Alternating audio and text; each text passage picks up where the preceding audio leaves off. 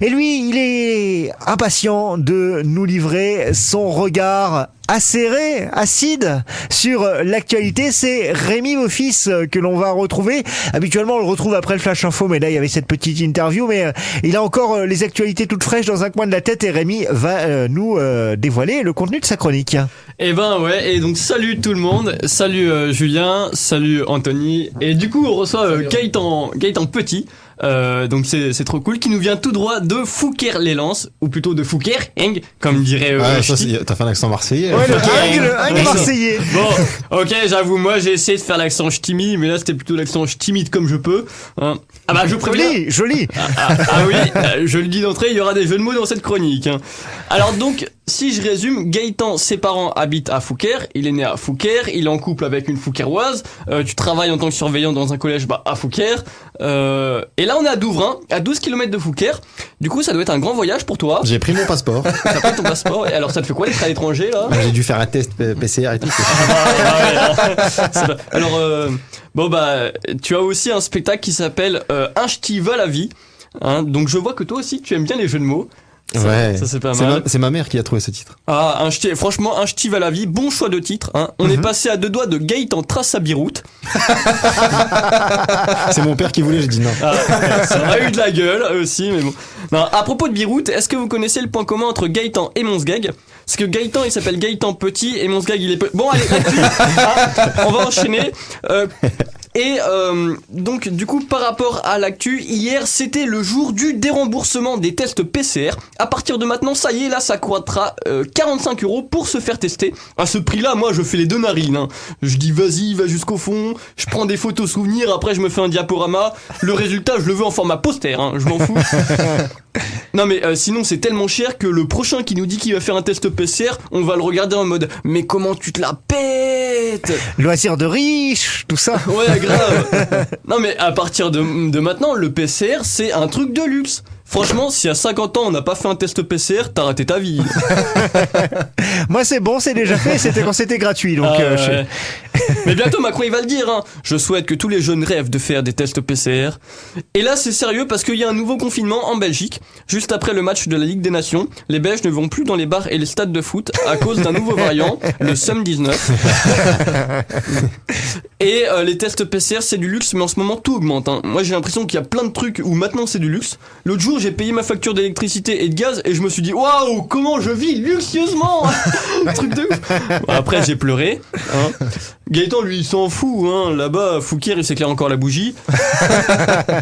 Pourtant Castex avait annoncé, hein, il a annoncé que le prix du gaz n'augmenterait pas. Mais bon, lui il parlait sans doute du gaz lacrymogène, c'est pas pareil. Les prix sont de plus en plus chers alors qu'il y a de plus en plus de chômeurs dans le pays, puisque malheureusement ils ne sont engagés nulle part. Non, là c'est plutôt leur pronostic vital qui est engagé. Ah, j'avais dit qu'il y aurait des jeux de mots. Ouais. Et donc je sais pas, il y a une autre info, je sais pas si vous avez passé cette info, mais le ministère de la Justice, pour lutter contre les violences conjugales, il a mis en place, accrochez-vous bien, des casques de réalité virtuelle.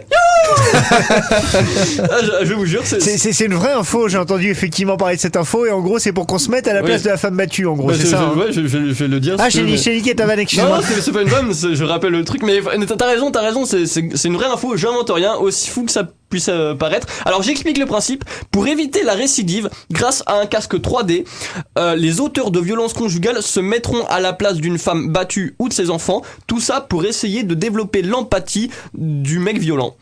Donc quand on sait que 80% des plaintes pour violences conjugales sont classées sans suite et que 96% des plaintes pour agression sexuelle sont classées sans suite, on se dit tout de suite que c'est parce qu'il n'y avait pas les casques de réalité virtuelle. Bah oui, hein, il y a des milliers de témoignages de femmes qui disent qu'au moment de porter plainte au commissariat, elles subissent de la culpabilisation, de l'humiliation, de l'intimidation, plein de mots en sion. Hein. Certaines disent même subir des avances de la police, peut-être des fellations, pour rester dans les mots en sion. Et en même temps, quand dans les commissariats il y a le portrait en grand du ministre de l'Intérieur Gérald Darmanin qui est lui-même un violeur, tu peux te dire qu'ils appliquent juste le modèle, hein. Une femme sur 5 victimes de féminicide avait déjà porté plainte à la police.